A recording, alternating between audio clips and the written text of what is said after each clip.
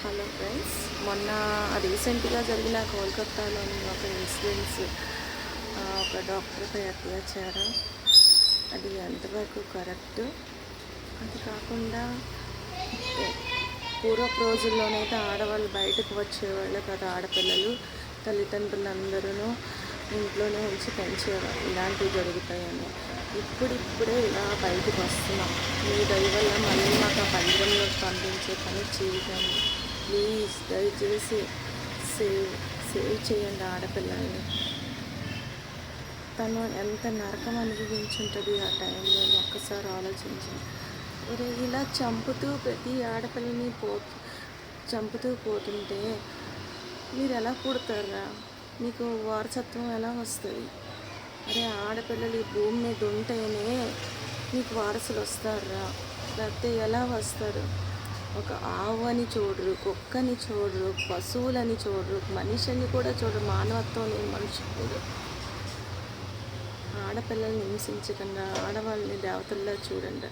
ఎవరో ఒకరు చేసిన చిన్న తప్పు కోసం ప్రతి ఆడపిల్లని మట్టి పట్టించేస్తున్నారు. ఎందుకురా అలా చేస్తున్నారు?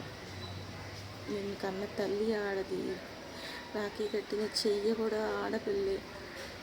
దయచేసి ఆడపిల్లల మీద జాలి చూపించండి రా, జాలి చూపించండి. ఆడవాళ్ళు శాపం వల్ల పుట్టరు, వరం వల్ల పుడతారు. అది గుర్తుపెట్టుకోండి ఫస్ట్.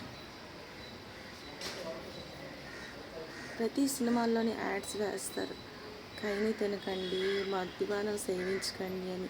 ప్రతి సినిమా థియేటర్లోని పెద్ద మెగా పిక్సెల్ పెట్టి ఆడవాళ్ళని ముట్టుకుంటే నాశనం అయిపోతారు, ఆడవాళ్ళని పుట్టుకుంటే పుట్టకొత్తలు లేకుండా పోతారు అనే విషయాన్ని తెలియజేయండి. ఆ యాడ్స్ కాదు ముఖ్యం, ఆడపిల్లల కోసం తెలియజేయండి.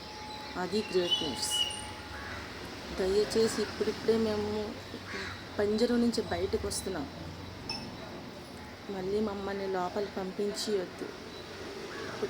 ఎంతైనా ఆడపిల్లలంటే మగవాళ్ళకి ఈక్వల్ అనుకుంటాం, కానీ ఒంటరిగా ఉన్నప్పుడు ఆడపిల్ల మగవాళ్ళకి ఈక్వల్ ఎలా అవుతుంది?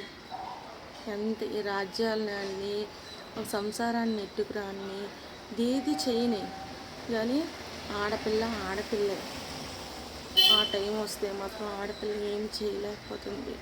అది సృష్టి ధర్మమో, లేక కలి మహిమో, లేక పెంచే పేరెంట్స్ మహిమో తెలియదు, కానీ ఆడపిల్లల్ని సేవ్ చేయండి ప్లీజ్. దారుణాలు చేయకుండా. ఆడపిల్లలు ఉంటేనే మీ వంశం వృద్ధి అవుతుంది. Please save me girls.